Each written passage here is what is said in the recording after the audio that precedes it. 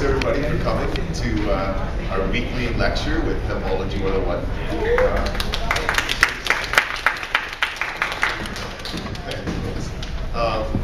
It's always a pleasure to be here. It's our 6th year of these lectures, but this is the first year I think we're going to settle into vertigo when the weather's not nice. I've loved being on the lawn outside, to draw in big new people as well.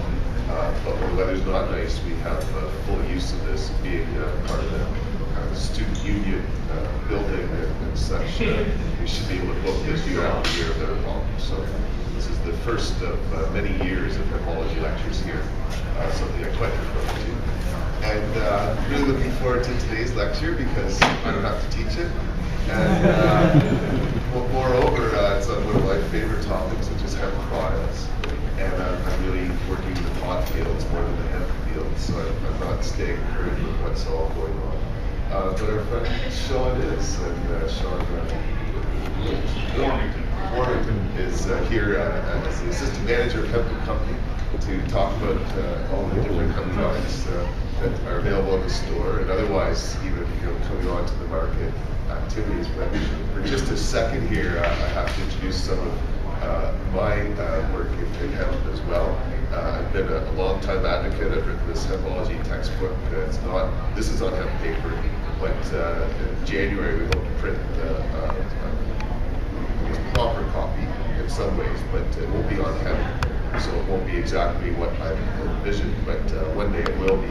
But the textbook is bound by hemp as well, so one of its kind. It's online on hempology.ca. But I brought a bunch of other hemp products, and this table over is sort of a museum in some sense, unfortunately, because a lot of hemp products come onto the market, they're sold for a while, and then they might not stay around. And so I'm trying to collect different things that you might not find everywhere. Although I'm sure that this hemp Stay Erect cream will be on the market for a long time. Not because I know it works, but there's a need. Anyway, I also got some hemp insulation from Nepal, something I'd love to hug while I'm talking about hemp, so I should have picked it up right away.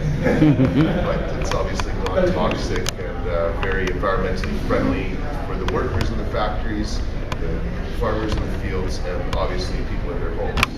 Because as far as I can tell, or as far as I know, this is even better than the insulation that we buy that's made out of a host of toxic chemicals. And there's more building materials available all the time. I got some hemp shield, which is a stain that's available now. It's out front, but I got a hemp board. It's a plywood that's made in China as well. But this here is something that I'm really proud of. These 2 bricks here, I'm calling cancrete, not hempcrete, as is talked about in this book here, Building with Hemp. These are cancrete because it's made out of cannabis. I've taken stock from growers that work with me in the Cannabis Buyers Club, thrown it through a wood chipper, and in this case here, I've mixed this brick up, which you can see is quite light. You might not be able to see really, but it is. And this is simply stock, lime, and water, just mixed up in a wheelbarrow and put into a wooden form that we made to make bricks. It's sort of an experiment to see how well it will hold. As you can see, the walls aren't really that thick, and given the weight of it, if you would take any other plant material, almost it would have fallen apart by now. But I understand that the curds calcify with the lime and water and sort of fossilize, which is why you can make, this is really more like insulation than building material. But my next experiment is simply mixed up some sand in with the lime, water, and stock. Again, all simple materials that would have been easily found or created thousands and thousands of years ago. And there are old buildings around the ancient world that use stock, not as much as this. This is very dense, but it is an ancient building material. Apparently there's still some bridges in France that use stock like this. And with early experiments that we've gotten into, you can see on YouTube where this video is going to end up as well, how we did it. I have future plans, but unfortunately, the stock that I've been receiving a sense one way or another, it's all gone moldy on me. I don't have a good storage facility to keep the stock dry. So I've got to figure that out, and then you'll have more hemp experiments, and we'll be building all sorts of things with it. But hemp is good for almost every industrial process we have, and so I would like to talk more about my experiments and visions of the future. I'm going to invite our friend Sean up here to talk about some of the other uses and things that are happening with hemp as well. And I say it's really exciting for me to be working with people in the field. Come on up here, Sean.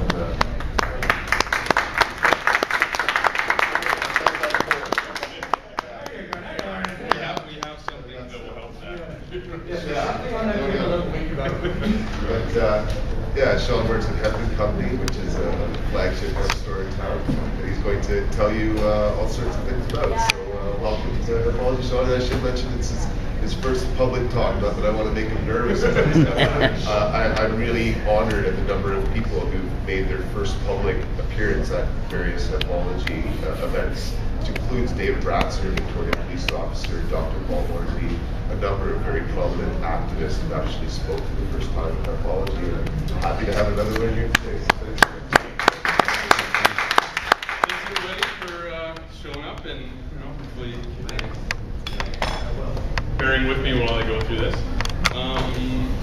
Really honored to be here. I'm really passionate about the industry. I'm not here just to sell stuff. It's just like I'm a little bit about myself. I've been a part of the management team at Hemp Company for about a year and a half, and it's been quite an honor to work in an industry that's very passionate about changing the way industry works. Like it's like the model there that's been set up by Bill Finley from his little beginnings back in New Denver has really inspired me to be here to talk about this, and hopefully plant a seed somewhere that's gonna help somebody else take this ball and roll with it.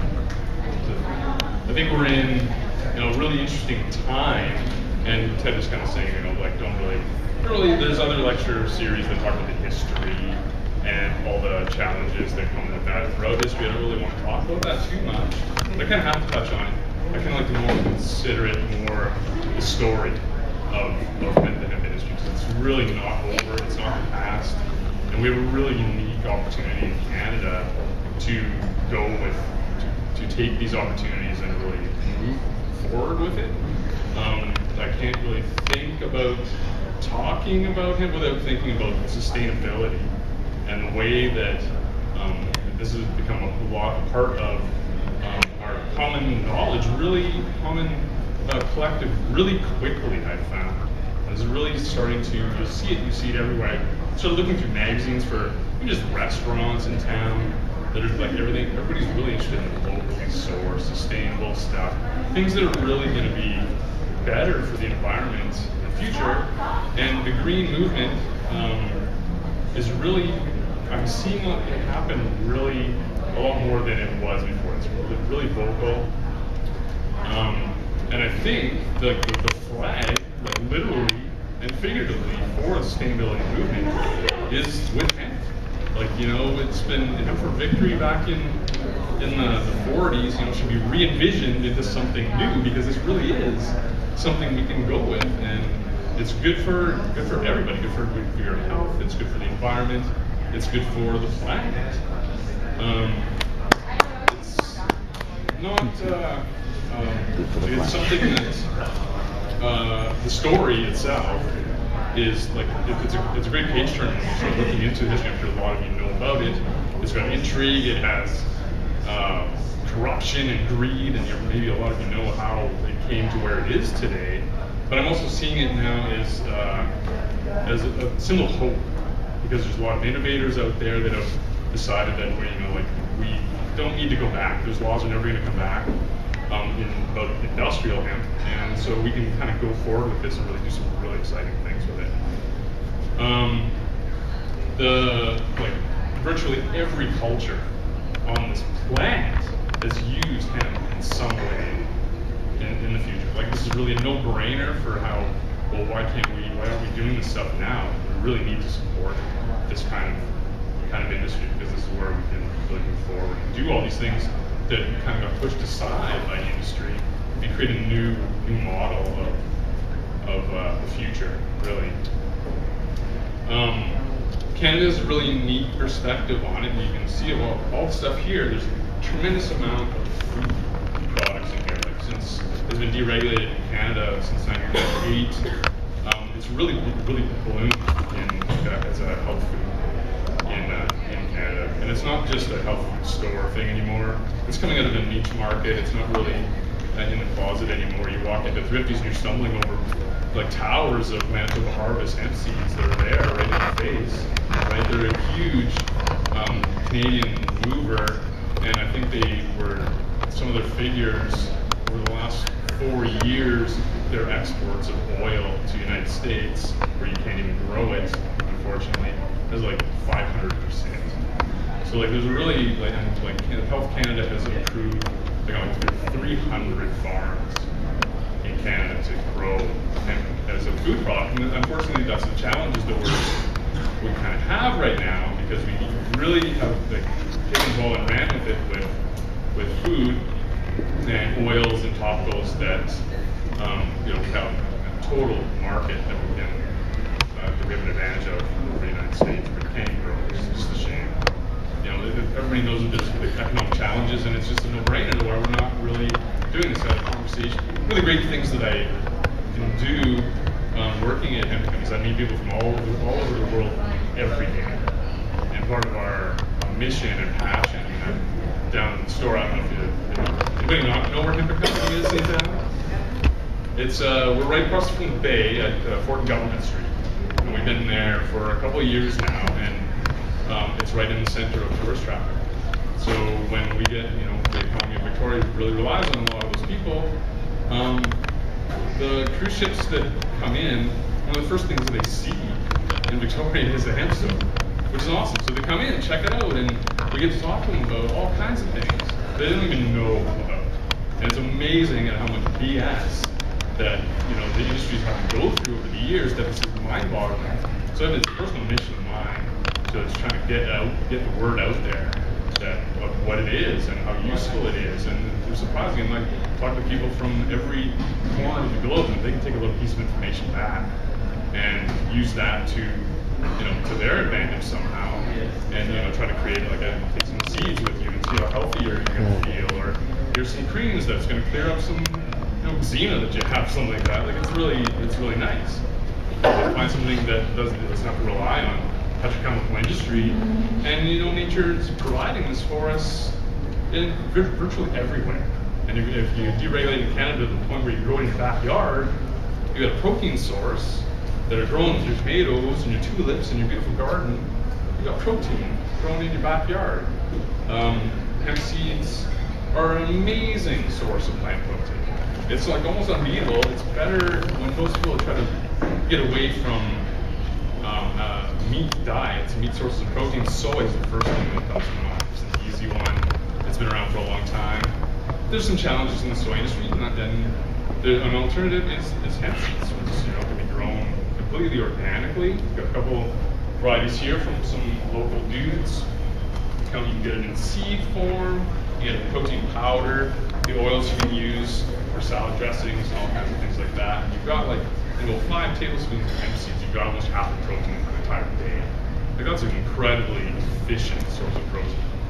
And if I felt like if my parents are, they're retirement, and I'm turning them on, because there's this whole generation that getting them turned on to it, and like Skyping with them in Ontario, and they're like, look what we found in Ontario.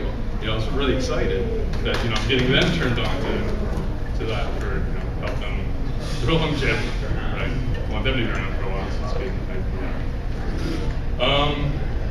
So like seeds and like that, it's really interesting. The folks that do the good seeds, just a couple of young guys who like to support down at the store, they kind of converted their family farm that was just kind of getting abandoned, and parents didn't really want to have anything to do with it anymore. They just took it over and decided, we're going to go with this vision too, and let's try to make turn this into a viable agricultural alternative. for them, and that's where they decide to go.